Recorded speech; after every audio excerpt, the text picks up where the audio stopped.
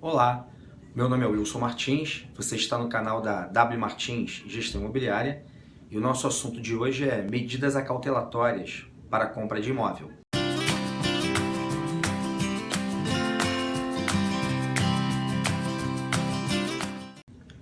A propriedade imobiliária tem uma enorme repercussão social, jurídica e econômica. Social, porque de fato existem alguns brocados da vida como ela é que nos dão essa conotação, como por exemplo, quem casa quer casa, minha casa é a minha vida.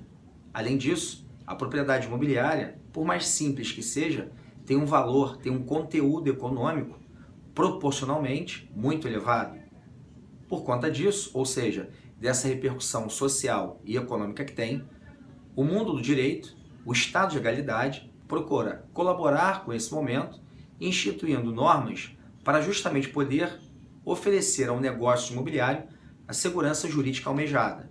Assim, o artigo 108 do Código Civil, por exemplo, estabelece que a escritura pública ela é essencial para os negócios que tenham por objetivo transferir, modificar, constituir ou até mesmo renunciar acerca do direito de propriedade. Então, desde logo, fica essa primeira dica no sentido de que, se o assunto é transferência da propriedade imobiliária, a cautela devida passa pela celebração de um contrato público ou, como conhecemos, as escrituras públicas.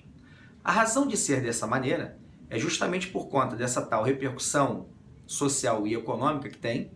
O mundo do direito estabeleceu que era razoável que existisse alguém com douto saber jurídico para que, no momento da transferência da propriedade imobiliária, estivesse ali para fins de certificar se a transferência estava sendo feita à luz da legalidade, como, por exemplo, se as certidões necessárias de praxe foram apresentadas, se os impostos devidos, como, por exemplo, o imposto de transmissão de bens imóveis, foi devidamente recolhido.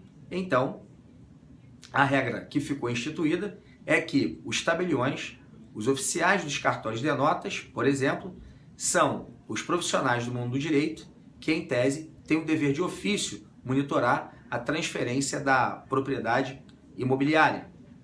Além disso, também será necessária a apresentação de uma série de certidões e documentos afins. Vou exemplificar como se fosse uma operação imobiliária celebrada na capital do estado do Rio de Janeiro.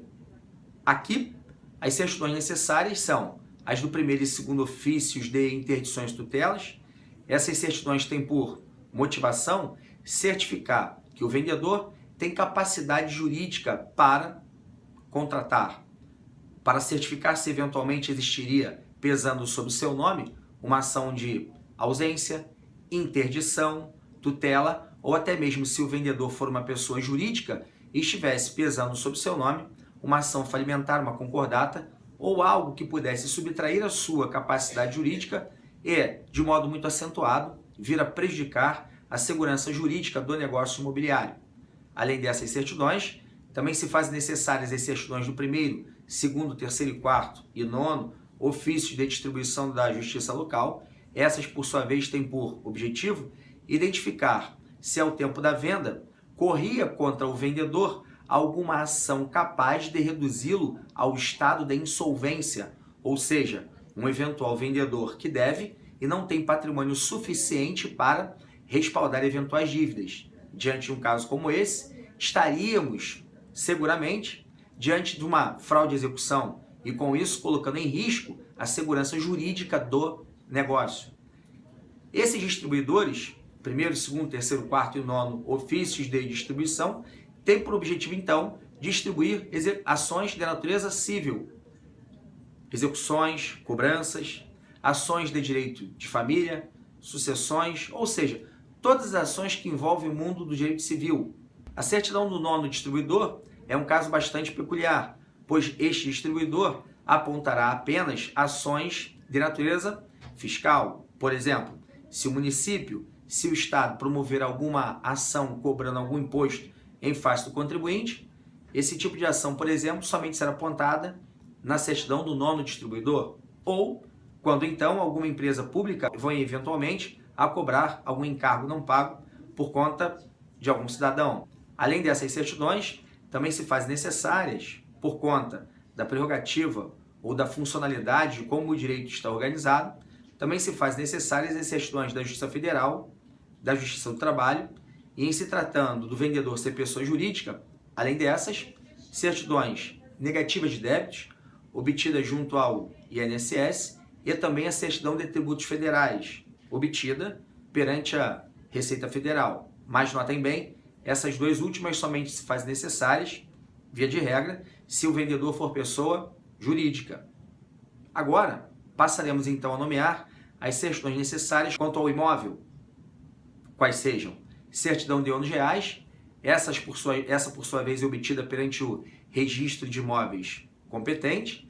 Essa certidão irá apontar quem é o real proprietário do imóvel e, notadamente, se existe algum gravame pesando sobre a propriedade, por exemplo, um arresto, um sequestro, uma penhora, uma indisponibilidade, circunstâncias que eventualmente iriam colocar o negócio em risco.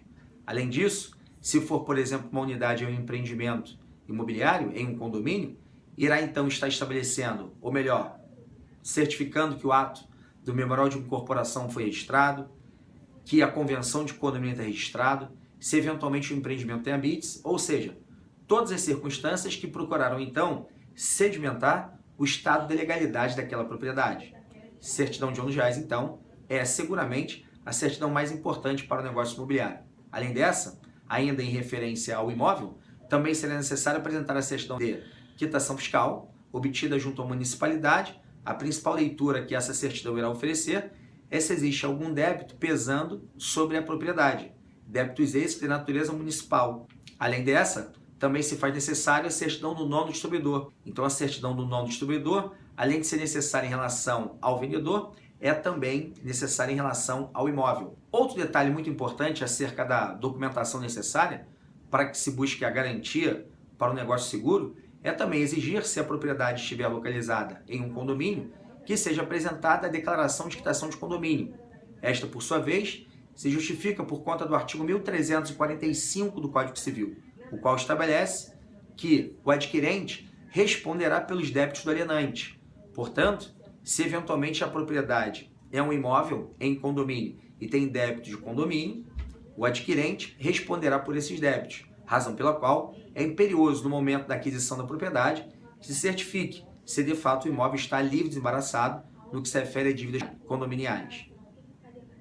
Além de todas essas certidões, também é necessário cuidar para que haja o efetivo recolhimento do Imposto da Emissão de Bens Imóveis, o chamado ITBI. A alíquota desse imposto, aqui na cidade do Rio de Janeiro, é de 3%, e ela será calculada sobre o valor estabelecido pela municipalidade ou o valor declarado pelas partes, o que for maior. Essas circunstâncias, se bem geridas, se bem monitoradas, seguramente estarão dotando o negócio da segurança jurídica que se deve ter na hora de se comprar a propriedade. Mas, por fim, um detalhe imprescindível é o fato de que, ainda que se chegue a fazer a escritura pública e que todas essas certidões sejam analisadas e venha a ser celebrado o contrato em si, a escritura, à luz do nosso direito, o título aquisitivo, ele por si só não é suficiente para transmitir a propriedade, pois, segundo nosso ordenamento pátrio, com fundamento nos artigos 1227 e 1245 do Código Civil, a propriedade imobiliária apenas se transfere mediante o registro. Essas, então, são algumas das medidas acautelatórias que se devem ter para a aquisição da propriedade imobiliária. Obrigado por sua atenção e não deixe de curtir, compartilhar e se inscrever no canal da W Martins Gestão Imobiliária. Até a próxima!